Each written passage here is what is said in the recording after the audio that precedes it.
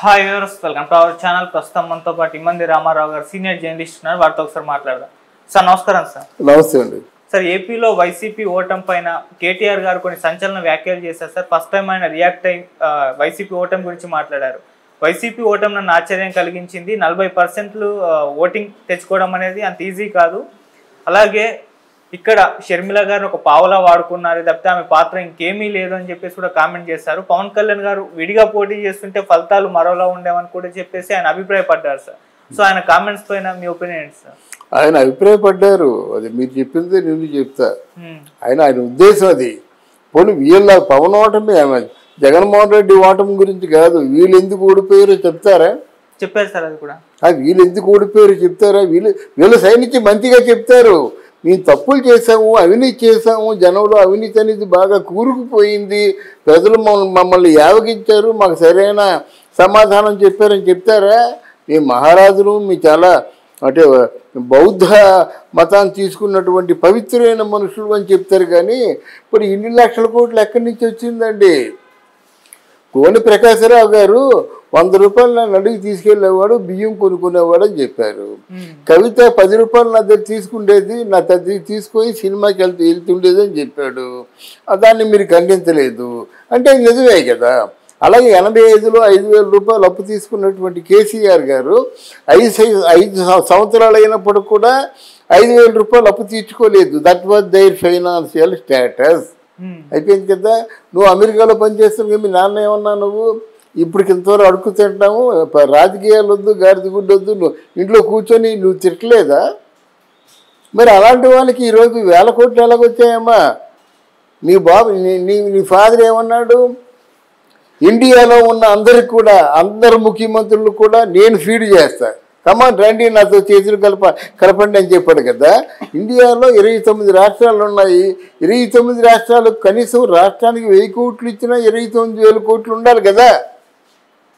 అంతే కదండి. మీరు ఫండ్ పెట్టుకోవద్దు. నీ ఫండ్ పెట్టుకుంటా ప్రధానమంత్రిగా నీ పోటీ చేస్తా, అందుకే టీఆర్ఎస్లోంచి బీఆర్ఎస్లో మారా, దయచేసి నన్ను నమ్మి నాతో రండి అని చెప్పగానే చెప్పుకున్నాడు కదా. నా దగ్గర లక్షల కోట్లు ఉన్నాయని చెప్పేసి దీని గురించి ఎందుకు మాట్లాడవు? నీకు మొదటి నుంచి మన జగన్మోహన్ రెడ్డి గారికి మీ నాన్నగారికి ఉన్నటువంటి సాంగత్యం, చుట్టరికం, బంధుత్వం, ఫైనాన్షియల్ అడ్జస్ట్మెంటు, ల్యాండ్స్ అడ్జస్ట్మెంటు ఇవన్నీ ఉన్నాయి మీకు. మీరు అలాగే మాట్లాడాలి. మిమ్మల్ని ఎందుకు చీకొట్టారో అని ఆలోచించుకోవాలి. ఆయన కూడా ఆలోచించుకోవాలి, ఎందుకు ఈ విధంగా ఇంత ఘోరంగా ఓడించారన్నది ఆయన ఆలోచించి పరివర్తన చెంది పశ్చాత్తాపం చెంది మారాలి. కానీ ఎప్పుడు ఎంతసేపు ఇంకా వారి మీద బురదలను ప్రయత్నం చేస్తే ప్రజలు మిమ్మల్ని క్షమించరు. అది కూడా చెప్తున్నారు సార్ వాళ్ళు. మాకు ఓట్లు లేదని మేము ప్రజలు అనడం తప్పు, మేము ప్రజలకు దూరం అయ్యామనేది వాస్తవము, ఇప్పుడు దాన్ని కరెక్షన్ చేసుకుంటామని చెప్పేసి కూడా ఆయన అది కూడా చెప్పారు. అవును, మరి ఒకప్పుడు చంద్రబాబు నాయుడు ఎందుకు పొగుడుతావు? 2 నాలుగులు నీకు ఉన్నాయా? ఒక పక్క తెలుగుదేశం పార్టీ కూటమి చేసింది మంచిది కాదు, అది చాలా దారుణమైనటువంటి రాజకీయం అని చెప్పిన వాడు చంద్రబాబు నాయుడిని పొగుడుతున్నావు, ఒక పక్క పవన్ కళ్యాణ్ని పొగుడుతున్నావు, ఒక పక్క తిరుగుతున్నావు. ఏది కరెక్టు? పవన్ కళ్యాణ్ని అద్భుతమైన లీడర్, నో డౌట్ అంటారని చెప్పావు నువ్వు. అలాగే మరి మంచి విజన్ ఉన్నటువంటి ముఖ్యమంత్రి అని చెప్పేసి చంద్రబాబు నాయుడిని కూడా పొగిడావు. ఆయన తాలూకు అనుభవాలు మనకు అవసరం అన్నావు. ఇప్పుడు ఏంటి మళ్ళీ కొత్త రాగం అందుకున్నావు అని ప్రజలు అంటున్నారు. ప్రజలకు ఏమి సమాధానం చెప్తావు? నీ మనసులో ఉన్న సమాధానం చెప్పు. మా సైడ్ నుంచి ఒకటే ఎలిగేషను, మీరు మీ ఆర్థిక స్తోమత ఏమిటో, ఆర్థిక స్థితిగతులు ఏమిటో మీకు తెలుసు. తెలిసినప్పుడు ఈరోజు మీ పొజిషన్ ఏమిటో తెలుసు. మీ గుండె మీద చేసుకొని చెప్పండి, ఇదంతా మా తాత ముత్తాతల దగ్గర నుంచి వచ్చిన ఆస్తి అని చెప్పండి, అయిపోతే ఊరుకుంటారు అందరూ. చెప్పగలరా? మీ కవిత స్కామ్ చేయలేదని మీరు చెప్పగలరా? నిజంగా స్కామ్ చేయకపోతే మీరు ఉంటారా? ఇలాగ సైలెంట్గా ఉంటారా? ఎందుకు మీలో తప్పులు ఎంచుకొని మిగతా వాళ్ళ గురించి మాట్లాడడం కేటీఆర్కి చెల్లదు. కేసీఆర్ మాట్లాడాడంటే అడ్డగోలుగా మాట్లాడతాడు. మరి వీళ్ళందరూ కూడా చంద్రబాబు నాయుడు తాలూకా డిస్కవరీసే కదా, ఆయన చేతి కింద పనిచేసేవాళ్ళు కదా. ఆ సత్యాన్ని మర్చిపోయి రాకూడదు, తరిమి కొడతాం, ఇలాగా మాట్లాడడం ఆ స్థాయికి తగ్గదు. సార్ ఇప్పుడు ఆయన చెప్పిన దాంట్లో ఒక 3 పాయింట్స్ తీసుకుంటే సార్, షర్మిల గారిని ఒక పావలా వాడుకున్నారు జగన్ గారిని ఓడించడానికి ఒకటి, కేతిరెడ్డి గారు ఎప్పుడు జనంలోనే తిరుగుతారు, ఆయన ఓడిపోవడం కూడా విచిత్రం అని చెప్పేసి 2, మళ్ళీ పవన్ కళ్యాణ్ గారు విడిగా పోటీ చేస్తుంటే ఫలితాలు వేరేగా ఉండేవని 3. ఈ 3 అంశాలను అంటే ఏ విధంగా చూడొచ్చు అంటే ఇవి కరెక్టే అంటారా ఆయన చెప్పిన దాని ప్రకారం? ఇక్కడ మొదటి ప్రశ్నకు సమాధానం, ఇప్పుడు షర్మిలాని పావులాగా వాడుకోవడానికి షర్మిలకు ఉన్నటువంటి ఇమేజ్ సరిపోదు. ఆవిడకున్న ఇమేజ్ పెద్దది.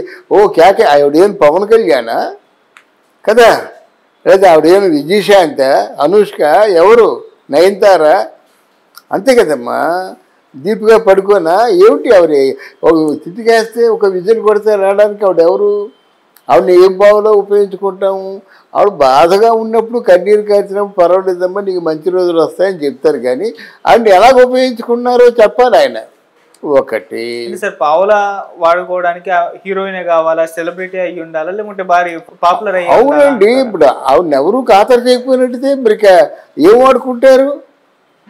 ఇప్పుడు పావులంటే డెఫినెట్గా అంటే ఇంతమంది ఇన్ని ఓట్లు నా వల్ల మెయిన్గా ఓట్లు పడ్డమే కదా, మెయిన్గా కేడర్ని సమకూర్చుకోవడమే కదా.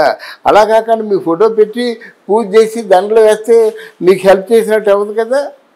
మీరు ఉన్నారండి, మీ ద్వారా 100 ఓట్లు వచ్చాయనుకో, ఇది నా తాలూకు జీవితాంతం నేను సంపాదించిన మంచితనం, అది కరిగించి మీకు 100 ఓట్ల రూపంలో ఇస్తున్నానంటే ఓటుకు 1000, 2000, 3000 ఇస్తారు.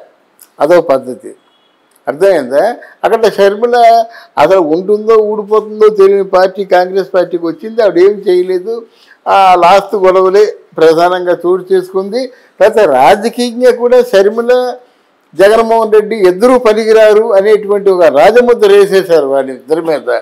ఎంత అఘాయిత్యంగా పాటుపడ్డారంటే వాళ్ళ కుటుంబంలో ఉన్న సీక్రెట్స్ అన్నీనే భారతి గారి మీద, షర్మిల గారి మీద, జగన్ గారి మీద వీళ్ళన్ని సీక్రెట్స్ కూడా బయట పెట్టేసుకున్నారు. వాళ్ళిద్దరూ అన్ఫిట్, ఆయన ప్రస్తావన తేవలసిన అవసరం లేదు. రెండోది ఏంటి, ఎప్పుడు జనంలో తిరిగే కేతిరెడ్డి ఎందుకు ఓడిపోయాడు? అదే ఎప్పుడు జనంతో తిరిగేటువంటి కేసీఆర్ ఎందుకు ప్రగతి భవన్కి రాలేదు, ఎందుకు తన పొలానికే పరిమితం అయిపోయాడు, అది చెప్పాలి కదా. ఉద్యమంలో ఎలాగే పొలంలోనే రిసార్ట్లోనే కూర్చున్నాడా?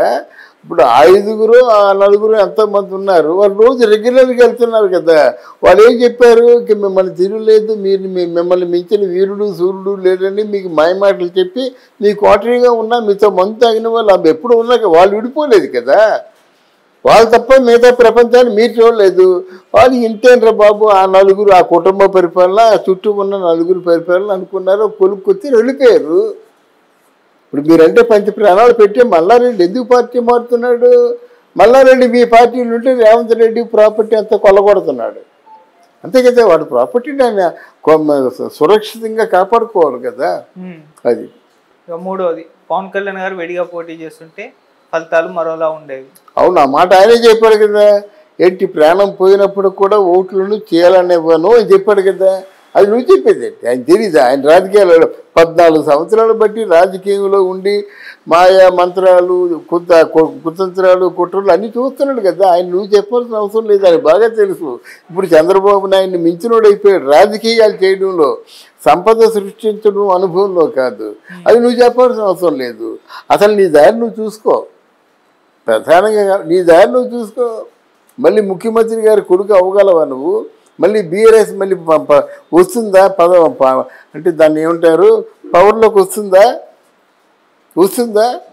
డెఫినెట్గా రాదు. నీ చెప్తున్నాను. అక్కడ జగన్మోహన్ రెడ్డికి ఎటువంటి బహుమతి ఇచ్చారో ఇక్కడ బీఆర్ఎస్ కూడా అదే బహుమతి ఇస్తారు.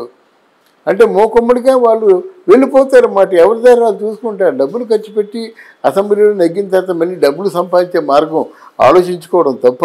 అందువల్ల